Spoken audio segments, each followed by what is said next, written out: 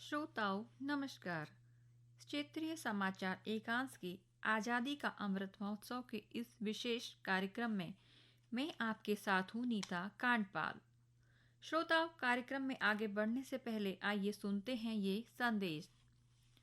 देश के कई हिस्सों में कोरोना संक्रमण तेजी से बढ़ रहा है। हमारी अपील है कि आप सतर्क रहें और 15 से 18 वर्ष के किशोरों सहित अन्य लोगों के टीकाकरण में मदद करें। कोरोना वायरस के नए स्वरूप ओमिक्रॉन से चिंताएं बढ़ी हैं। सुरक्षित रहने के लिए कृपया 3 सरल उपायों का पालन अवश्य करें। मास्क पहनें, 2 गज की सुरक्षित दूरी बनाए रखें, हाथ और चेहरा साफ रखें। कोविड संबंधी जानकारी और मार्गदर्शन के लिए राष्ट्रीय हेल्पलाइन नंबर 011239780046 और 1075 पर संपर्क करें। इसके अलावा प्रदेश हेल्पलाइन नंबर है 104 और 0135 2722 100 और 2724506। श्रोताओं, आइए सुनते हैं आजादी का अमृत महोत्सव पर आधारित ये विशेष कार्यक्रम। आजादी का अमृत महोत्सव।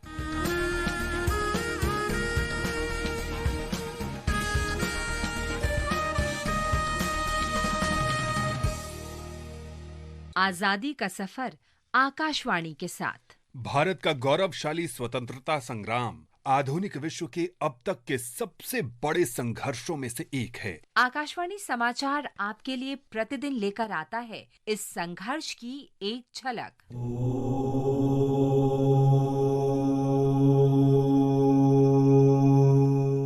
आज की कड़ी में हम भारतीय पुनर्जागरण के प्रमुख कार्यकर्ताओं में से एक राजेंद्र लाल मित्र को याद करते हैं, जिनका जन्म 16 फरवरी 1822 को कोलकाता में हुआ था। राजेंद्र लाल भारत के अपने समय के सबसे विद्वान व्यक्तियों में से एक के रूप में प्रसिद्ध थे। उन्हें कई भाषाओं हिंदी, संस्कृत, फारसी, उर्दू, अंग्रेजी, फ्रेंच, ग्रीक और लैटिन का ज्ञान था।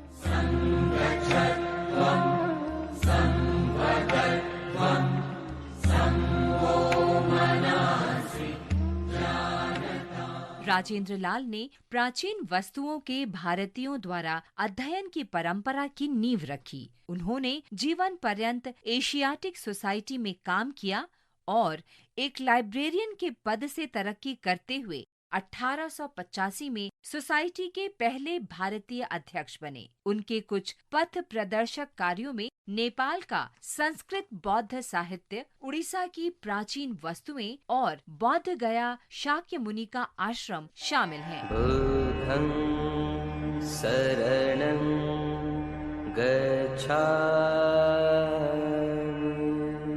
राजेंद्र लाल 1886 में कोलकाता में आयोजित कांग्रेस के दूसरे सत्र में स्वागत समिति के अध्यक्ष थे। वो 19वीं शताब्दी में यूरोप में विद्वानों और उनके निकायों द्वारा सम्मानित किए जाने वाले भारतीयों में से एक थे। उन्हें ग्रेट ब्रिटेन और आयरलैंड की रॉयल एशियाटिक सोसाइटी के मानद सदस्य के रूप में शामिल किया गया था। इस महान भारतीय को हमारा नमन।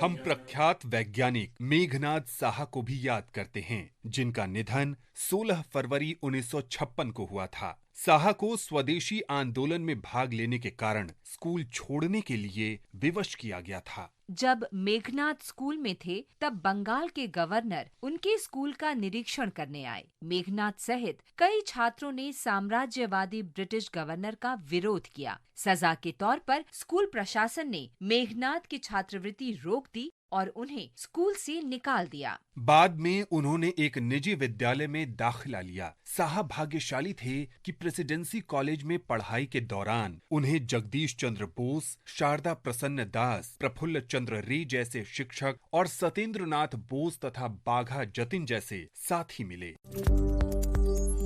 साहा का सबसे प्रसिद्ध कार्य तत्वों के थर्मल आयनीकरण से संबंधित है और इससे उन्होंने साहा समीकरण के रूप में जानी जाने वाली महत्वपूर्ण उपलब्धि हासिल की। उन्होंने सौर किरणों के वजन और दबाव को मापने के उपकरण का भी आविष्कार किया। साहा ने इलाहाबाद विश्वविद्यालय में भौतिकी विभाग और कोलकाता में परमाणु भौतिकी संस्थान जैसे कई वैज्ञानिक संस्थानों की स्थापना में सहायता की। 1952 में स्थापित कैलेंडर सुधार समिति के अध्यक्ष के रूप में साहा ने 30 प्रकार के भारतीय कैलेंडर प्रणालियों को एक राष्ट्रीय कैलेंडर में एकीकृत करने में मदद की। साहा को कई बार भौतिकी के नोबेल पुरस्कार के लिए नामांकित किया गया था। 1952 में वे एक स्वतंत्र उम्मीदवार के रूप में पहली लोकसभा के लिए निर्वाचित हुए थे। उन्होंने इलाहाबाद विश्वविद्यालय में प्रोफेसर के रूप में काम किया और उसके बाद 1956 में मृत्यु तक कलकत्ता विश्वविद्यालय में प्रोफेसर और डीन के रूप में काम किया। आकाशवाणी इस महान देशभक्त वैज्ञानिक को नमन करता है।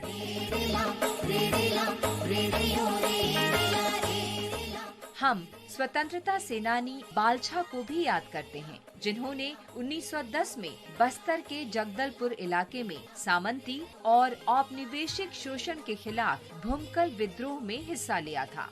16 फरवरी 1910 को हुई इंद्रावती फोर्ट लड़ाई में बालछा और उनके सहयोगियों ने अंग्रेजों को चुनौती दी। ये देखते हुए कि हार अपरिहार्य है, बालछा अपने साथियों के साथ वहां से बच निकले और आसपास के गांव में लोगों को एकत्रित करने लगे। 25 फरवरी की रात को ब्रिटिश सेना ने उन्हें पकड़ लिया।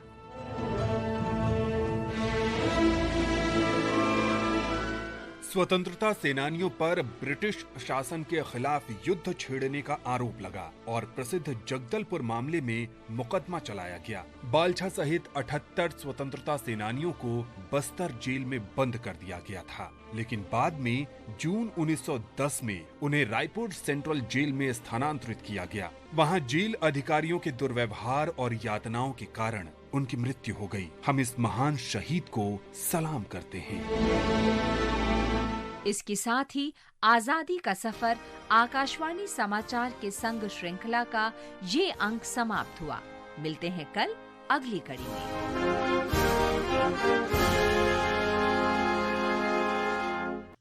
श्रोताओं, अभी आप सुन रहे थे आजादी का अमृत महोत्सव पर आधारित ये विशेष कार्यक्रम।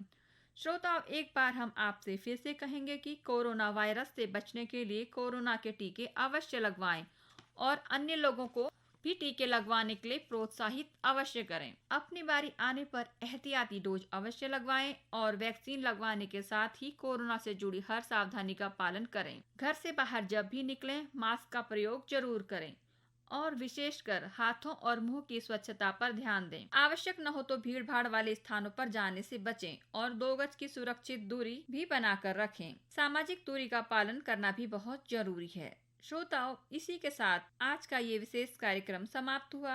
अब मुझे दीजिए इजाजत। नमस्कार।